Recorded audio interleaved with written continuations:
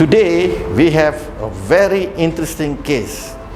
We utilize the smart FE procedure whereby we harvest two different donor areas and we plant two different recipient areas.